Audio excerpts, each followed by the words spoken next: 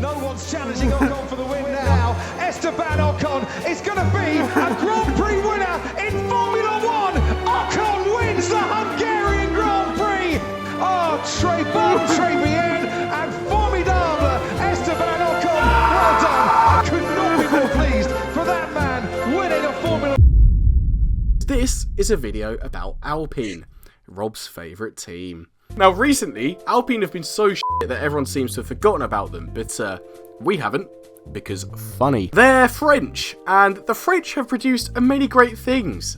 Daft Punk, Gojira, Michel Mouton, the Guillotine, to name a few. Alpine does not make that list, which is sad, because Renault was a class team. They had aura. And I miss yellow on the grid. And even before Renault, you had Benetton, which was a clothing brand that won championships. Figure that one out. Now we have Alpine, and whatever's going on there needs to be studied, which is exactly why we're making this video. How on earth they went from being a very respectable midfield team that occasionally got a good result to being back of the grid, run by a man that was banned from motorsport for over a decade, with employees quitting, going on strike, and literally having their factory broken into for sabotage. What the hell went so wrong? How did we get here? Well, to figure that out, we need to go back in time. Back to the very beginning. Fuck, I hate my fucking job! Oh, by the way, thanks to this video doing well, I've actually been able to get Rob a new microphone. He doesn't sound like a radio operator at D-Day anymore, so You got me the microphone, you dickhead. Why did you just say Rob? I'm taking it home. It's mine now. Renault have been in F1 multiple times, so we can't go quite back to the very beginning because back then, nobody gave a shit.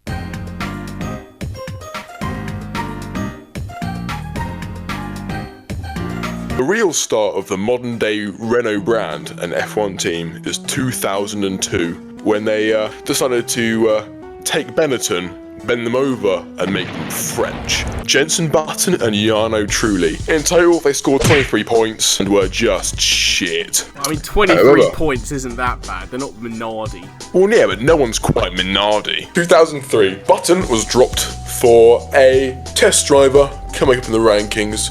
You may have heard of him, Fernando Alonso. What a huge man with massive testicles. He did quite well. He outscored Jarno Trulli. Not a massive feat, I'll give you that. But he did win Renault's first race in the modern age in Hungary. But hit the mouse. Renault also decided to show off how they would approach engineering for the rest of time. They decided to go for interesting non-standard designs which turn out to be unreliable and shit. This will be a feature of Renault moving forward in the future. Sometimes it works, sometimes it doesn't. We just live with the Frenchness of it all. 2004. I will say now, I'm not going this but year by year. 2000. Stop chewing a Pringle lid, you. Stop saying 2004!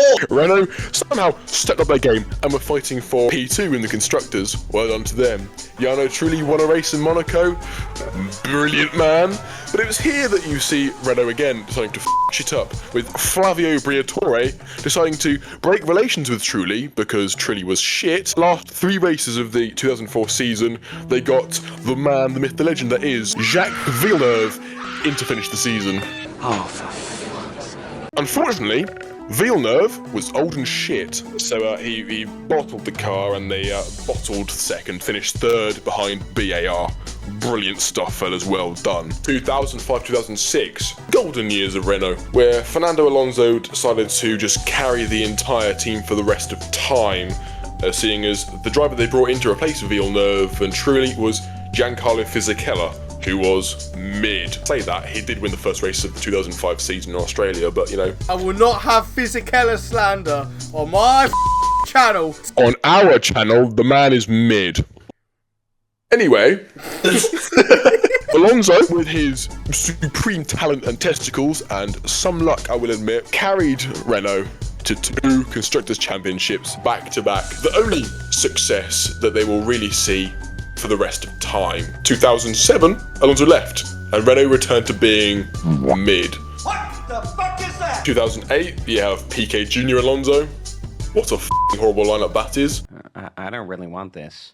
Crashgate at Singapore. I mean, you can only respect the balls of it, but Briatore is a Hit the mouse. 2010. Rob, you can't Sold say out. we're not going year by year and then go year by year. Don't worry. Don't worry. 2010, Renault left and Lotus came in for the 2011 season onwards.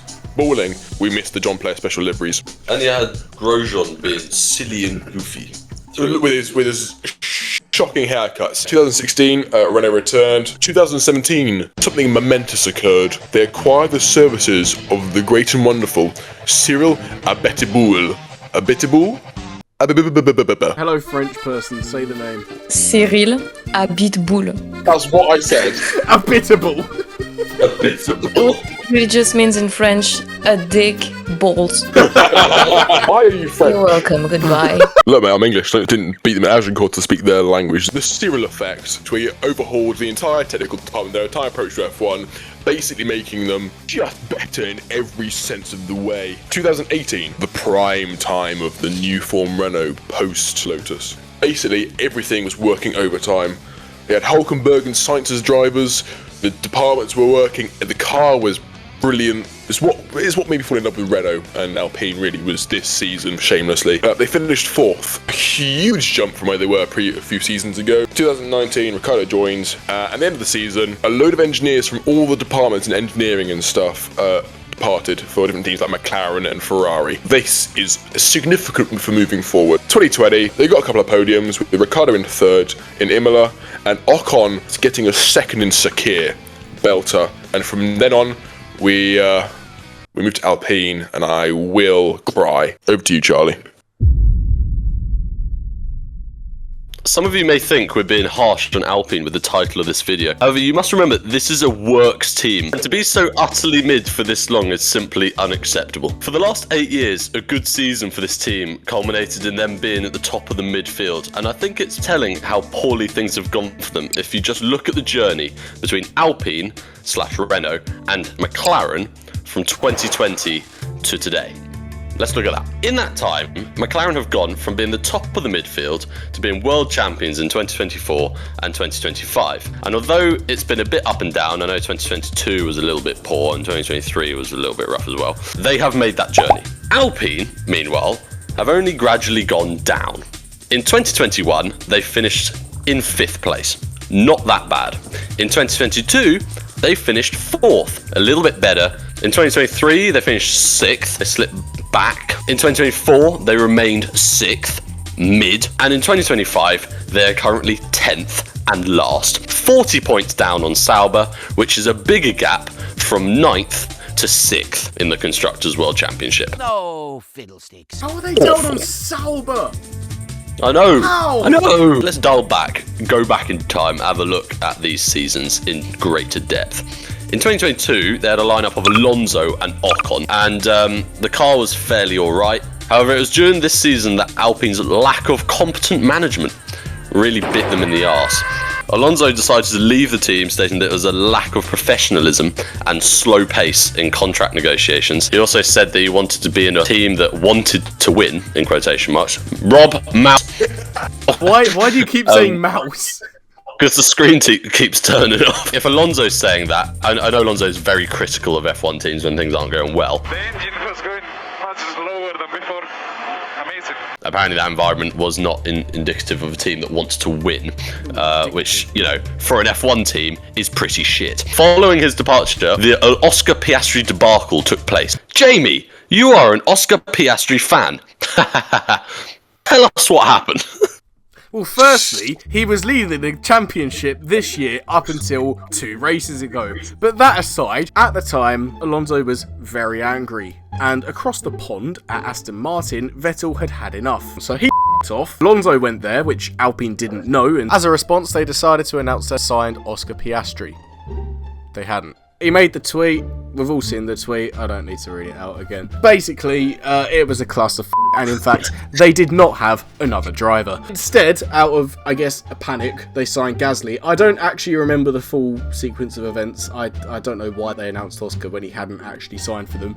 I think they were trying to strong arm him into joining the team. But so Alpine basically fumbled despite what these two pricks would say, the best rookie in years. Shut up! He was. Oh. And actually, Charlie, until this year, you liked Oscar and you backed him. Stop. No, chatting I shit. like him. I mean, Can I just say, I never liked him. I thought he was a prick. You don't support anything unless it's shit. I support good drivers. No, you don't. name one. Carlos Sainz. He's shit. I mean, to be honest, 2023 and 2024, there's not much to say about Alpine because they were just boring and mid. The most interesting thing they did in 2023 was have a double DNF in Australia after Gasly took Ocon on a date to the tyre barrier for a 3-course meal in debris, sadness and despair. Something that Rob is well versed on by backing this god-awful team. To be fair, off track there was something interesting. In June that year, 24% of the team's shares were sold to an investment group, of which Maximum Effort Investments was a part of, which is led by Ryan Reynolds and Rob McElhenney. Other famous people who bought shares were Michael B. Jordan, Rory McIlroy, Patrick Mahomes, Travis Kelce, who dates, what's her name? Who's the white girl who sings? Mouse. Trent Alexander-Arnold, who plays for Liverpool and is shit. And Juan Mata, all very random and seemingly they have nothing better to do in their time than invest in a failing F1 team. Very cool. 2025 has possibly been the worst year for a works team in Formula 1 history. I don't even know, I don't know where to begin with this year for Alpine. It's just been terrible. Gasly's been doing okay, but all of his performances have been low-key and nothing to write home about. As for the second driver of that team, Doohan never got a chance, but in the few races he did compete in, he was bad. Colapinto, despite looking good in Williams last year, either hasn't got it together or has felt the pressure and has been diabolical. Rob, how do you feel about this year? I want to say this now. Come clean to the world. Do a big reveal, an apology. Unfortunately, I can no longer call myself an Alpine fan. I, back in the day, was in a bad place and I had to find something to fall back on, a vice, if you will, to get through the days. And the heights of Cyril's reform tempted me to the Renault team. Unfortunately, I can no longer count myself as a Renault fan. Instead, I've had to fall back on something which might bring me even greater pain because for some reason I can't pick teams that are any good. I'm a Williams man now, so a different shade of blue. I might throw myself off a bridge. I think we should probably talk about what we think is going to happen next for Alpine, because clearly all these investments from celebrities hasn't done anything because they don't know anything about the sport. Ryan Reynolds clearly thinks that Alpine is Wrexham, but it's not. So, what is going to happen next? Will Alpine survive the next 5 years? Yes, but they will survive in a pit of despair, sadness, lack of hope, lack of direction, lack of leadership, lack of pace, lack of hose, lack of technical development. This is a team that has been so utterly mid for so long, it is now part of their culture. One does not simply change the culture. They have changed leadership more times than I've changed my underwear in the last week, that being 3 times. And back to front or inside out doesn't count. I mean, I just don't see this team being in any way, shape or form good. Is it mouse, Rob? Mouse, wiggle that fang. In a few years, they'll sell out to some backwater or major firm and will lose their position in F1. I just don't understand it. Like, what were they doing with Jack Doohan? What was happening there? Why did they even bother signing him? From day one, they were like, oh, well, we're going to control you. We don't like you. Jack Doohan was shite. I'm not defending their actions. Shite, but they shouldn't have signed him in the first place because they didn't have any faith in him from the They didn't have anyone else to sign, to be fair. Well, they had Franco Colapinto, who didn't have a seat, even though he was doing very well. Granted, he hasn't scored a single point all year.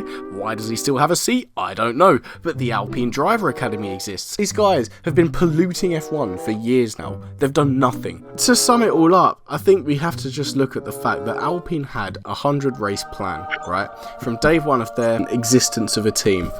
It has since been 100 races. In fact, we are well past that. And where are they? They're at the back of the grid. Everyone hates working there. Renault aren't even going to be there in a couple of years, so they're not a works team anymore. Everything about the team is just so sketch. Like, Ollie Oakes got fired and then ran off to Dubai because his brother's a convict. They've got ties to the Mazepin family that are trying to bypass sanctions through them.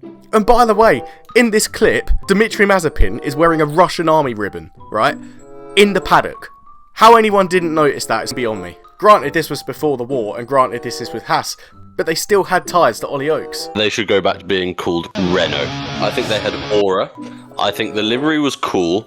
More people gave a shit about them, and they actually performed. So why not? I mean, when it's to the point that you, as a French national construct and national team in an international sport, can't summon even the depths of Marseille to support you, that is poor. Enstone is a hole in the ground at this point. Bring back Matra or Ligier. Those were French teams I could respect. Bring in another motor racing French legend in from rally, of course, Peugeot. Shit car company. However, in rally and other motorsports, they are iconic. I think if you bring them to F1, they'd add some sort of sauce, and if not, because the thing with Alpine, there's always going to be the comedy team in F1 or comedy driver. Look at Alpine; they're not funny to watch. Their drivers aren't funny to watch. They're just sad. If you're thinking French and you're thinking comedy, get Citroën. Well, the people carriers, yeah. Stick a spoiler and front wing on. Come on. I mean, to be fair, if you look at the state of France at the moment, it's a mess all over. I mean, the Louvre got robbed and their password was Louvre. Get a Bugatti in F1. It will be ugly, it will be fat, and it will be heavy. If you buy a Bugatti over any other supercar, you are automatically a wanker who lives in Dubai with no taste. Oh, sorry. You could live in Romania under house arrest as well, but we don't go into that. If you want a good car, you buy Italian, you buy British, or in the odd case, you buy Koenigsegg. What else is there? Corvette.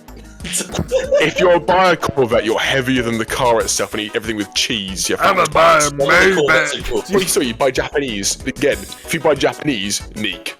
You don't like anything, do you? He likes Skoda because he's weird. Who the fuck likes Skoda? I'd rather see Lada F1 than Skoda F1. Bring in the Czech teams. Moving this back to Alpine, the main overarching issue that they've had since 2021 is being overweight. Much like the Edmund Fitzgerald in 1975, where £29,000 of taconite caused it to nosedive. If you really want to know about a good ship sinking, you're on the HMS Halifax, the one that sank off the coast of Newfoundland in Canada with enough explosives to wipe off Canada off the map. Or the one off the south coast of England, which could blow up parts of London. The Bismarck's pretty sick. HMS Hood was sunk by a fluke. The Germans got lucky, the bricks. And that's why he studied military history at university for random tangents on an unrelated subject. Can I just say, the best thing that we ever did for the French was Mers El Kabir. Now, if anyone doesn't know what that is, Mers El Kabir was a point in World War II where the French had to fall into the Germans, other than the Free French, obviously, big up the Free French and Charles de Gaulle. He hated the English, but, fuck it, Charles de Gaulle was a baller. Mers El Kabir was a port in North Africa and Algeria, where part of the French Navy, the Mediterranean, was kept. The Royal Navy from Malta sailed to Mers El Kabir and ordered their surrender so they wouldn't fall into the hands of the Germans. The French said no, so we blew them all up. Oscar Piastri missed a bullet by not signing with Alpine. Basically, Alpine's shit. If you watch these videos expecting to learn anything, go to another channel. We're not the race.